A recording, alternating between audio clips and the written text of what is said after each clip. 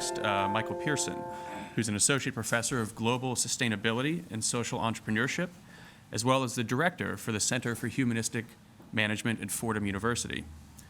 He is also a research fellow here at Harvard University and a full member of the Club of Rome. Dr. Pirson is a scholar of humanistic management, which holds, we just heard, that business and commerce ought to protect human dignity and societal well-being.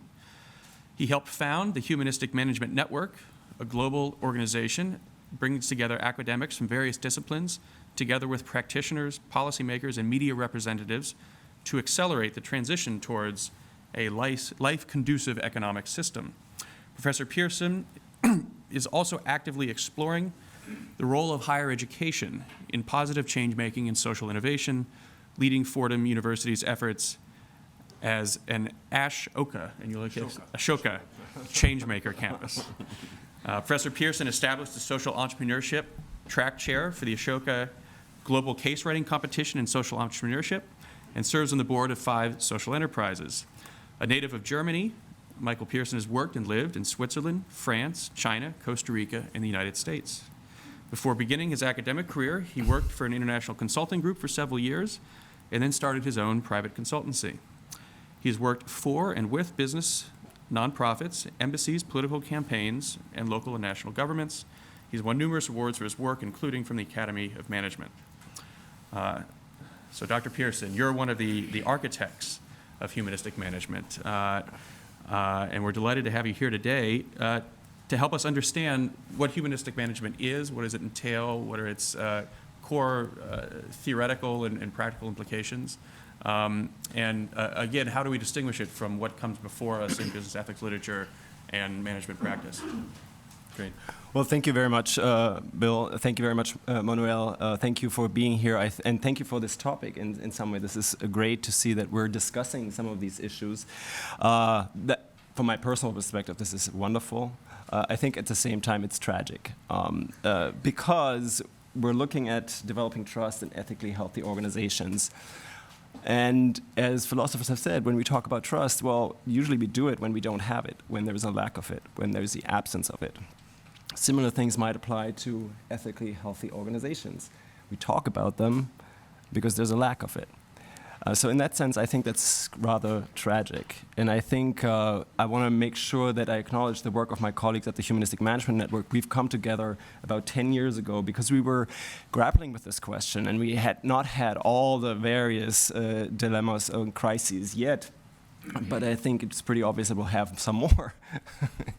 and the question is, okay, why is the standard of organizing not a different one? Why does it seem to be that the most important, most powerful organizations we have why are they set up in a way that's really not all that productive to developing trust or considered ethically healthy? So that basic question drove us to really develop an understanding together in terms of very basic questions, how we organize first to begin with in a very descriptive way, but then also how could we organize in a prescriptive way, and how should we organize in a much more normative way. And I want to show you a little bit of a video that highlights, I think, the work in some way. It may be a little bit simplistic, reductionist, and lacking nuance. I'll invite that as a basis for conversation later so I can add some of it. But I want to highlight what we've been thinking, why we're doing this. So if I can get this to go, it's 3 minutes long, and basically it highlights the dilemma that I think we're facing currently. We are living in tumultuous times, with an array of global crises challenging the way we think and do business. Einstein famously stated, "We can't solve problems by using the same kind of thinking we used when we created them." Still, the practitioners of mainstream business, as well as their teachers, seem to lack such an alternative way of thinking. As William Allen, the former Chancellor of the Delaware Court of Chancery, notes, one of the marks of a truly dominant intellectual paradigm is the difficulty people have in even imagining an alternative view. At the Humanistic Management Network, our work on conceptualizing this much-needed alternative humanistic paradigm starts by laying out the dominant narrative of the current economistic paradigm. We argue that our understanding of who we are as people fundamentally influences the way we organize individually in groups, in organizations, and in society. We present these two narratives in business: the economistic paradigm, the dominant model, represented by Homo economicus, that accurately represents about 1% of the population, and the alternative model, the humanistic paradigm, represented by the 99% of the population. While more scientific evidence supports the latter perspective on human beings, economics and management have mimetically adopted an understanding based on assumptions supporting the former. The understanding of human beings as uncaring and narrowly self-interested has influenced the way business structures are set up, limited liability, and focus on profit maximization. The humanistic perspective allows us to understand the importance of care, the notion of human dignity, and the evolutionary reasons why humans only survived when organizing for the common good. This more scientifically supported perspective allows us to envision organizations as caring communities that converge to produce wider benefits. The Humanistic Management Network has chronicled numerous organizations that follow the humanistic paradigm. The fact that many organizations are run successfully and oftentimes better proves that alternatives to the current economistic understanding of organizing exist. Reality proves possibility and can thus inform theory. We argue that a focus on human dignity, understood as that which escapes all price mechanism and is valued intrinsically, can improve theoretical accuracy of current paradigms. If we set out to organize in ways that include the common good, we may be able to understand how business can contribute better to solving current global problems. To learn more, visit www.humannetwork.org.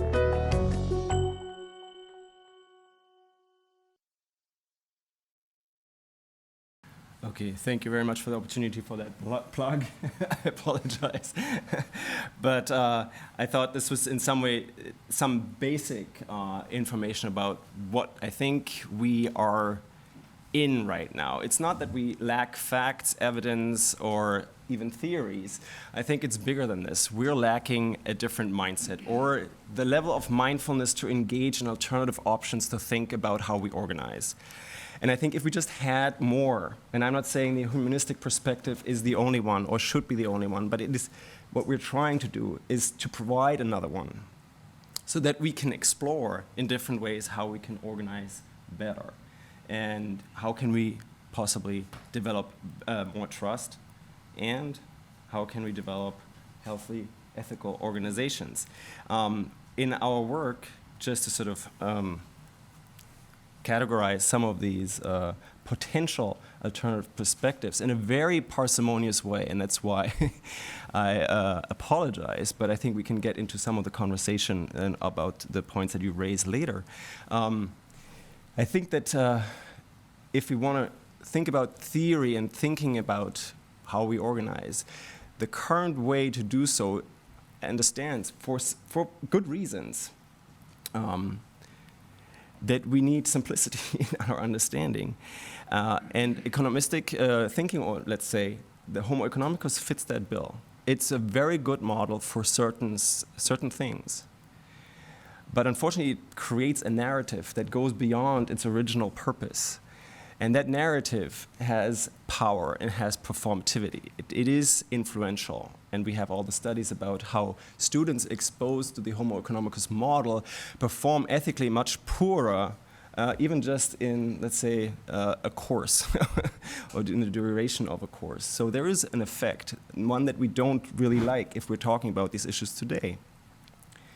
So I think we need to complement our understanding of who we are as human beings as one narrative that we call humanistic, which includes dignity, right? And Kant famously said, everything that doesn't have a price has dignity. It's something that we don't trade. It therefore logically does not fit in a market mechanism. And therefore we can't really talk about it that way through pricing mechanisms or even just the quantitative evaluation or in research through simple quantification as well. And what we're thinking behind that, I think, even bigger than that, is that we need to engage in shifts of mindset and just exploring what these alternatives could be in terms of our very simple parsimonious thinking to even get a step forward, right? We all know Occam's razor. When something is very simple, even if it's wrong, you want to have it as long as you sort of don't have a more accurate parsimonious theory. So dignity is a complex concept. It increases complexity of the theory, but I think it increases accuracy as well. So what we're trying to do is the input notion here in terms of our theory of who we are, what we organize for, needs to include this notion of dignity. There are certain ways that we can theorize, that we can practice, that we can teach, that we can create policy that neglects dignity and that focuses on wealth creation as the ultimate objective. Okay? We call that economism. There are ways, as presented, to respect and protect dignity and still focus on wealth creation, which is bounded economism. And then there are a lot of conversations about how we can promote dignity to increase wealth. And I think that is the typical CSR conversation in many ways. How do we engage in socially responsible activity or maybe in protecting dignity to really just basically increase our bottom line, possibly? I think that's fatal in many ways if we stick to that kind of understanding. And that's why I think we need to really rethink the objective function and the purpose. And going back to Aristotle, oikonomia was always considered to contribute not to wealth, but to well-being, to happiness, right? So Aristotle already knew there are different types of organizing. He called the other one grammatistike, the one that we describe here, economism. But the humanistic perspective, the well-being creation, could be an alternative view. So the objective function shifts. Then we have different models, and the one that is, I think, that Nina was referring to, that provides for this dangerous kind of organizing where, well, possibly we are going for the common good, but we're neglecting dignity, which includes all totalitarianism, which includes paternalistic structures, which is dangerous. And we need to be very clear that this is a trap that could be coming under the humanistic label. And I think we need to be very clear that this dignity is the distinction. The protection of dignity doesn't allow for totalitarianism or even paternalism. And we call that bounded humanism, and then the ultimate form, we would say, is promoting dignity and well-being creation, which is a humanistic form. And we think that you can do that if you can do research around these things, if you can reformulate your theory, you can teach differently, you can practice differently, and it's already done in many different ways. And you can formulate policy, and that's already happening. But I think we need to go back if we have the question that how can we develop trust in ethically healthy organizations?